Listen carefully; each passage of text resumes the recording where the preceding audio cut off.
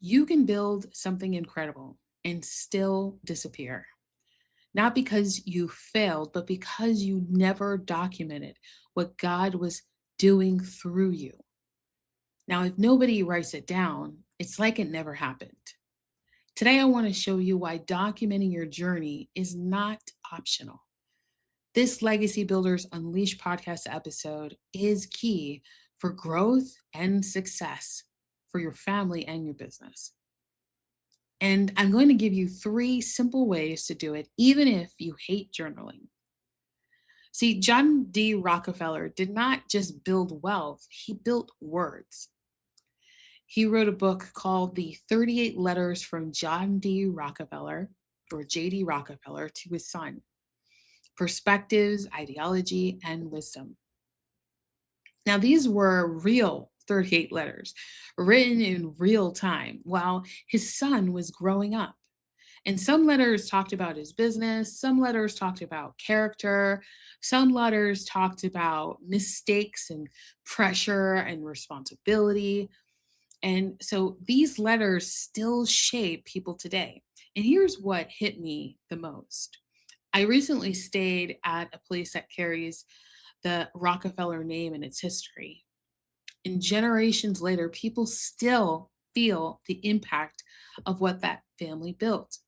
Not because they were perfect, but because their story was preserved. You don't need to have to like Rockefellers or to even agree with everything about the Rockefellers, but you can learn from anyone who built something that outlived them. Most people are doing meaningful work, but nobody will ever know how they did it. They will see the results and they will not see the process. They will see the money, but they will not see the faith. They will see the business, they will not see the battles. And when the story is missing and the lesson is lost, what's left? Now, if you're hating journaling, stop trying to be the someone who is and just step into something as simple as a weekly voice note. I'm talking 5-10 minutes tops, a quick note on your calendar, something you can do while you're in the car picking up the kids from soccer. Once a week, record a note on your phone. Answer these 3 questions.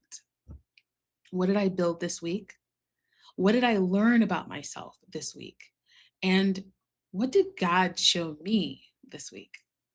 And that's it. See, you can store them, transcribe them later, and then turn them into letters or books, videos, or lessons for your kids or for your family members, your cousins, anyone.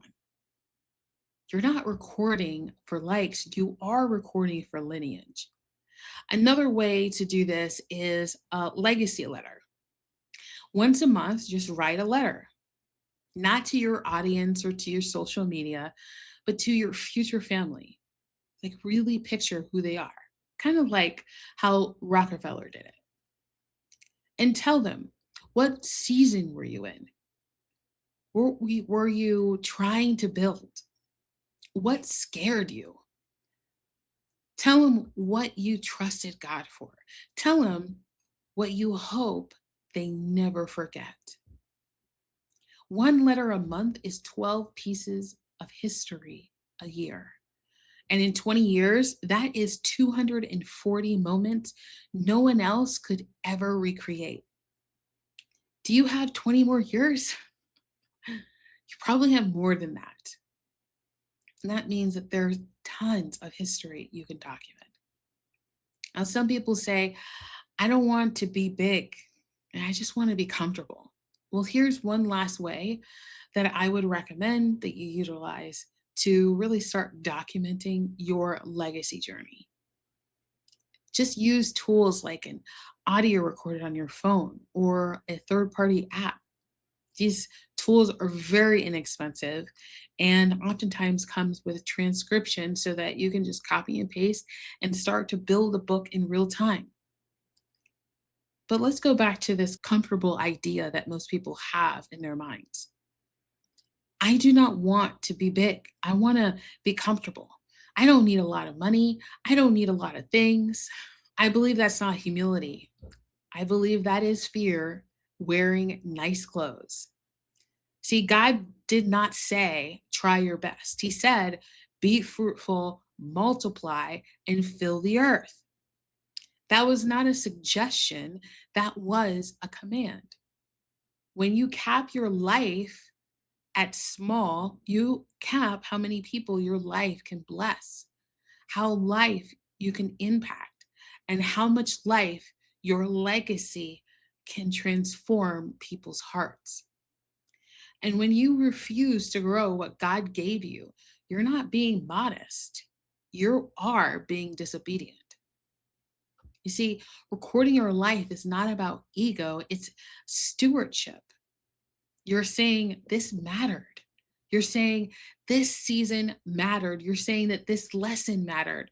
You're saying that this God moment mattered. And you're leaving the breadcrumbs so the next generation can go even further than you did. They should not have to start over. They should start ahead. So, lastly, build your business, win your contracts, grow your portfolio, but do not disappear while you are doing it. There's no shame in growth. There's no shame in the battle and the war of getting the scars and the scrapes through the journey. These are all things that we all experience, no matter how big our kingdom is. So write it down, record it, speak it, because one day someone will be trying to figure out how you did it. And the only voice they will have is the one that you decided to leave behind.